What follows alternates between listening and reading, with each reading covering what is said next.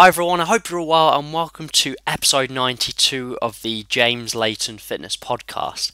Now in today's episode we'll be discussing MyFitnessPal discrepancies, and this is a very common question where people are basically looking on the back of a food label, they see the calories and macronutrients, they then plug this into MyFitnessPal and then there's some discrepancies, and this is actually quite common. A lot of people get really stressed out about this, but hopefully this podcast will ease your concerns and allow you to continue tracking your food intake effectively. So this could be for a number of reasons. The first is a label error. The second reason could be because of a MyFitnessPal error, but more common than not is actually basically because food companies are allowed to round their macronutrients up or down if there's a decimal point. So for example, if something's 7.4 grams of fat, the food company are allowed to round this down to 7 grams.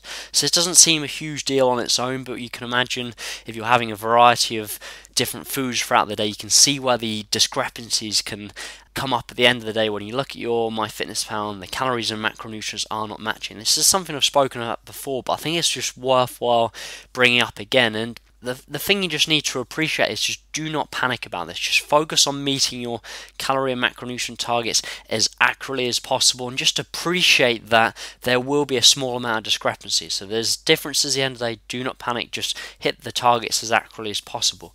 Additionally, if your goal is fat loss, it's really critical to realize that it's protein and total calories that are the most important factors. So therefore, focus on these two factors, and this may require you to drop carbohydrates slightly if fats are slightly high, or conversely to drop fats slightly if carbohydrates are high. So you're just making those manipulations to meet those two important factors, protein and total calories.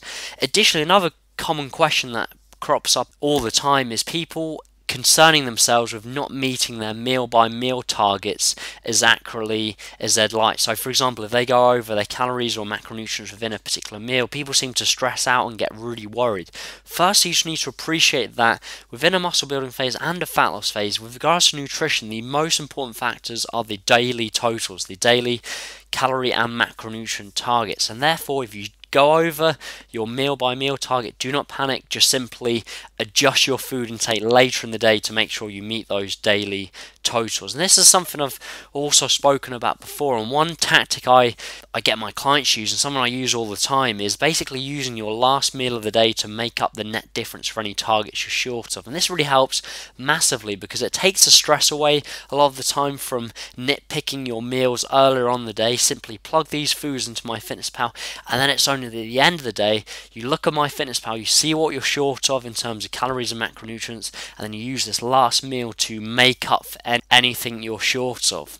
Additionally, another suggestion that I also suggest to my clients, that's something I do myself, is give yourself plenty of calories later in the day to have the evening meal, and then have a mini snack meal after this main meal to make up for the discrepancies. Because if you're relying on that big large main meal in the evening to make up the targets, it's quite difficult to meet those targets really accurately. However, if you have a mini snack meal at the end of the day, let's just say for example you're short of 40 grams of protein, you could easily make up for that with some whey protein or some lean meats or fish or something of that nature. If you were short of carbohydrates, you could easily make up for that with some fruit. And if you're short of fat, you could add some nuts in there. So you can see how you could have these mini snack foods that are high in one of the macronutrients, relatively low in the others. For example, whey protein, high in protein, relatively low carbohydrates and fats. Fruit, high in carbohydrates, low protein, low fat. And nuts, high in fat, relatively low protein. So these are great foods you can use at the end of the day to make up the net difference for any targets you're short of. But going back to the original point within the podcast, appreciate that some discrepancies are perfectly normal. Do not stress out about this. Appreciate it's normal and just meet the targets as accurately as you can. Additionally, within the fat loss phase, focus on protein and total calories as your most important factor. Therefore, if you go over your carbohydrate intake, draw back fat to meet total calories and vice versa. So hopefully you found that useful. Hopefully you can start applying these strategies, because I think the biggest thing about this is just people get stressed about this and they end up just not tracking the food intake at all. Applying some of these strategies should hopefully allow you to meet those targets with less stress and less effort. If you're still yet to download my free ebook, How to Set Up a Nutrition Plan, if you go to James Layton, Layton fitness.co.uk, you'll see a tab at the top of the page called free ebook, and you can download that immediately. I look forward to speaking to you next week. Thank you very much.